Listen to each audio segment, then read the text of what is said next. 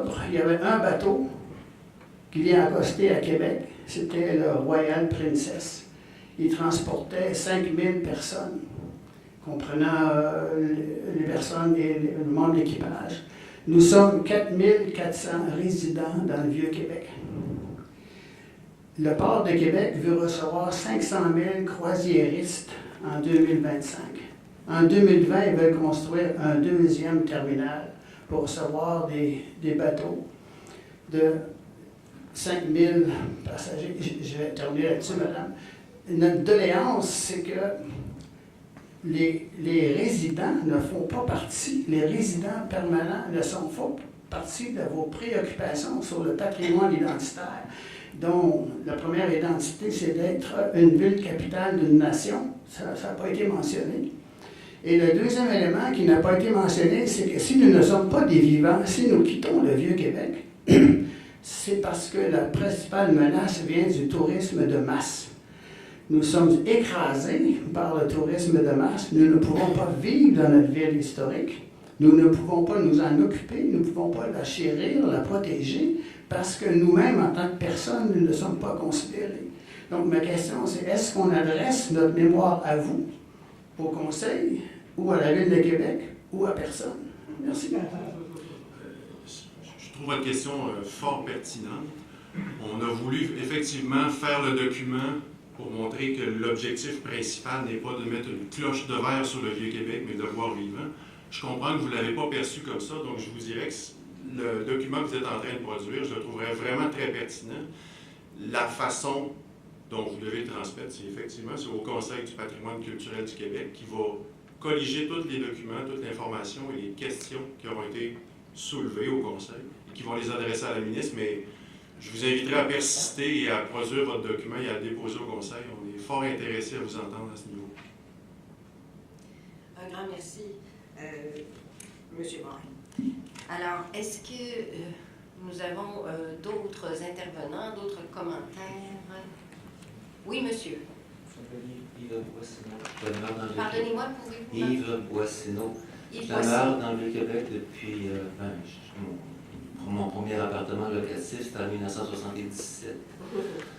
J'étais étudiant, là, je suis retraité. J'aimerais juste savoir une chose, que votre document, il va être applicable en 2020. D'ici ce temps-là, est-ce qu'il n'y a aucune contrainte? Ce temps-là, c'est la Ville de Québec uniquement qui gère toutes ces affaires. Mais si vous voyez que ça sera pas tout croche, là, pouvez-vous déjà ramener ça, mettons, dans une trail correcte, que vous avez rien à faire d'ici 2020?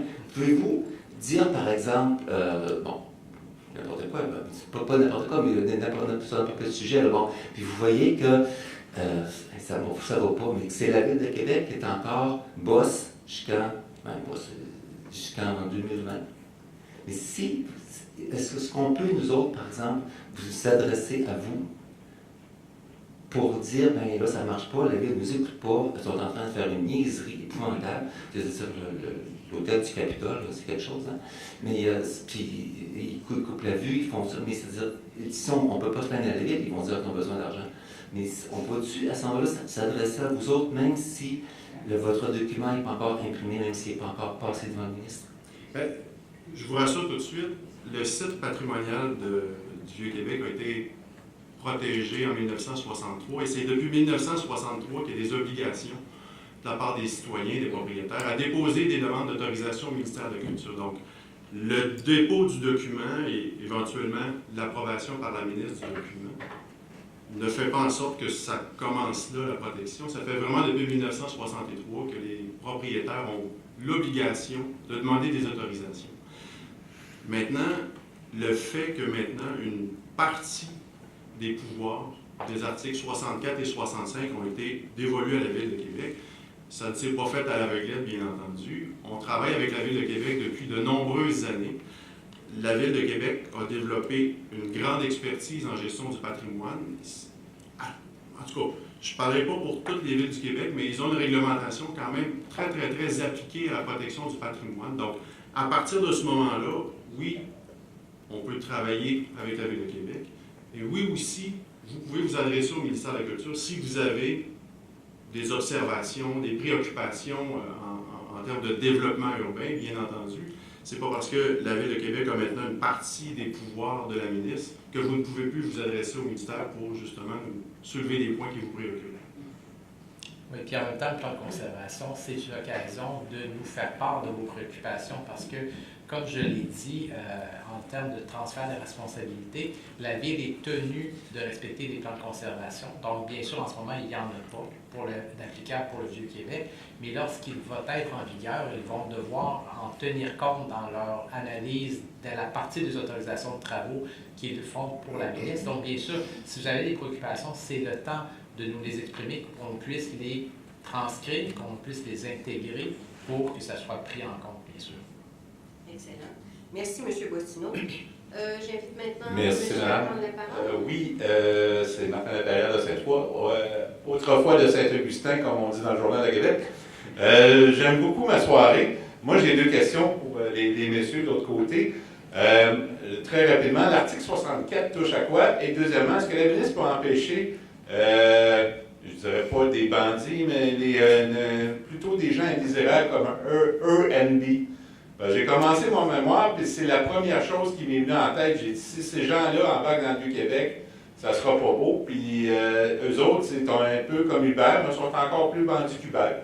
Mais je pense que les citoyens qui restent dans le Vieux-Québec ne veulent pas les voir, puis je pense qu'ils ont raison pas mal. Fait que moi, c'est mes deux questions. L'article 64, là, vous avez dit 65, c'est l'affichage. 64, vous en avez parlé, mais vous n'avez pas mentionné c'est quoi, ça touche quoi. Et moi, ma deuxième question, c'est est-ce que la ministre peut empêcher, genre Airbnb, ou c'est la Ville de Québec qui peut empêcher ça, qui vient dans le Vieux-Québec? Merci.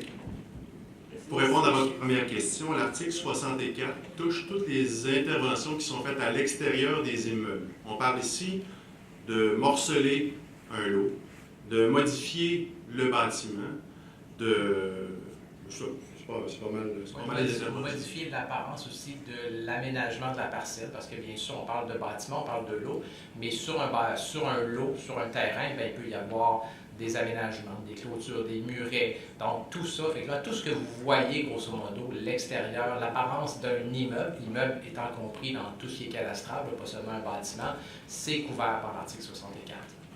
Et en ce qui concerne l'usage, malheureusement, le ministère n'a pas juridiction sur les usages qui sont faits sur les bâtiments. Donc, vous avez tout à fait raison, c'est la Ville de Québec qui a la responsabilité d'encadrer les utilisations qui sont faites dans les bâtiments de Vieux-Québec. Merci beaucoup.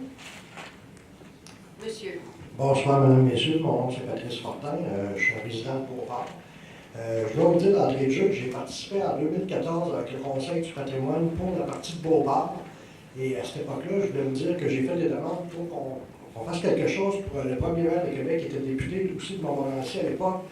Et tout ce que j'ai vu à date, c'est qu'on a fait quelque chose, commencé à travailler à la maison de M. Étienne Parent, qui était un peu son mentor.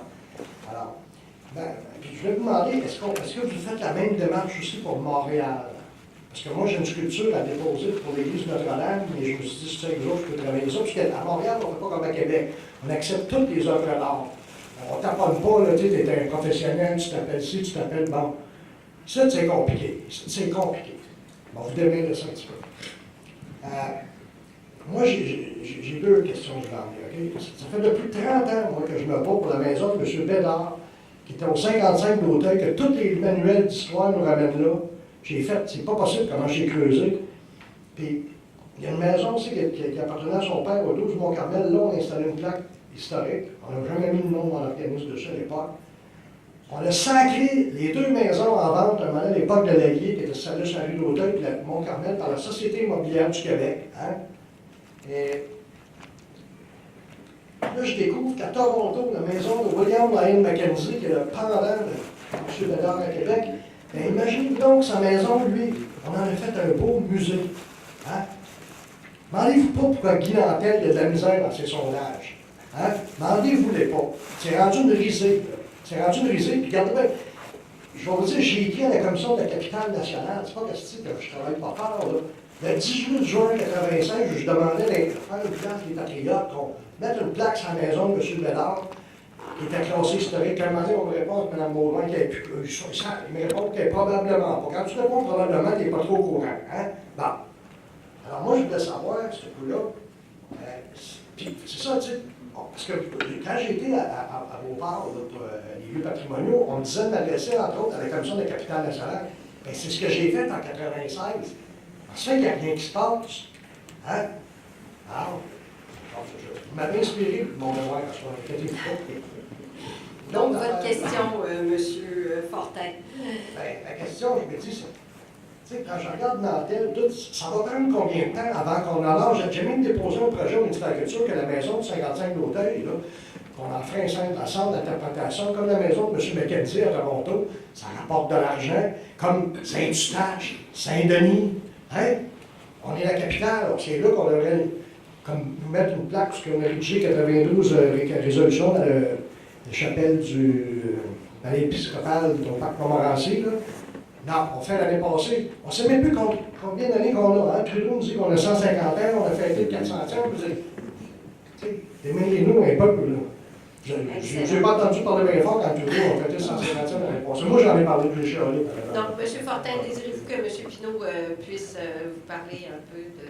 Ben, ouais, c'est ça. Je me demande, je me dis, comment je vous déposerais ça? Je vois à Beauport que ça avance pas vite. On se pose qu'à la maison de M. Bédard. Et je vais vous dire une chose, il y a une petite maison qui était au bas de courant, qu'on est en train de retaper. J'ai écrit, j'ai dit, es-tu là, la maison de M. Bédard? Ben là, non, elle n'est pas là, mais il ne donne aucune preuve. Aucune preuve. Puis il y en a deux autres sur la rue Royale, sur le chemin Royal. Ils ne savent rien. Puis ils vont nous faire la leçon du patrimoine après. Ça me met en rouge, je vais le voir. Deuxième point, c'est plus un point que je voulais vous emmener, mais vous m'avez vraiment inspiré. Regardez bien. Quand vous avez fait le centre d'oncologie, j'ai fait des démarches sérieuses, encore une fois, avec la Ville de Québec, avec le conseiller M. Marie à l'époque, qui a coûté 41 millions. Et là, il m'a même dit, M. Fortin, je vous dois des félicitations parce que j'ai félicité une plaque atomique qu'on devrait installer parce que l'hôtel Albion, c'était le premier hôtel de ville de Québec. Okay? Je pars, je m'en vais voir, il y a un monument, là, un thé avec une queue de scorpion. J'appelle le ministère de la Culture, je dis, non, il n'y a même pas de nom de l'artiste sur l'œuvre d'art. J'ai dit ça, je Fortin, c'est quoi? Je ne sais pas, je suis là, une queue de scorpion, je ne sais pas, c'est peut-être un cancer, je ne sais pas, un scorpion, un cancer. Mais j'ai dit une affaire que je sais. Quand vous en posez une plaque avec un nom d'artiste, pouvez-vous mettre la plaque aussi, ce qui était notre premier hôtel de ville, puisqu'on a incorporé notre ville, la fricoulée en même temps. J'ai passé encore avant hier, j'ai toujours pas de plaque. Bon, je voulais demander, voyez-vous, tu sais, c'est ça, tu sais, c'est pour ça qu'on n'est pas. Je comprends les Québécois d'être innocents, d'être ignorants dans leur histoire, puis je me demande si qu'est-ce que ça va vous prendre comme mémoire? Je pense qu'on va partir un site web, parce que je vais mettre, j'ai deux cahiers à 2 anneaux, à 3 anneaux d'épais que j'ai décrits depuis 30 ans, juste pour ça, de nos patriotes à Québec. Et y a-t-il quelqu'un qui va. Puis quand t'as affaire comme ça de la capitale, puis c'est un menu numéro, là. Donc, M. Fortin, Ça ne devrait pas être dur comme ça, là. on va vous inviter, bien sûr, à déposer un mémoire que je comprends que vous allez faire sur la commémoration. Et évidemment, si vous avez une question peut-être plus spécifique pour le plan de conservation, mais sinon, on comprend votre intérêt pour la commémoration et on l'entend. Et bien sûr, on le reçoit Puis je vais vous et on dire l'accueille. un dernier point. Quand M. Marié me dit, je parlais de mettre une plaque à l'hôtel Albion, il disait que c'était probablement pas là qu'avait été fait les 92 éditions. Mais j'ai une bonne petite nouvelle pour vous autres, moi. Je suis un des rares à posséder une copie du fonds Chapman, qui arrive des Archives nationales du Canada. Je l'ai emmené avec moi ici, on dit plusieurs réunions, à Haute-Ville, des documents historiques sur la rue d'Auteuil. Je ne sais plus cette affaire.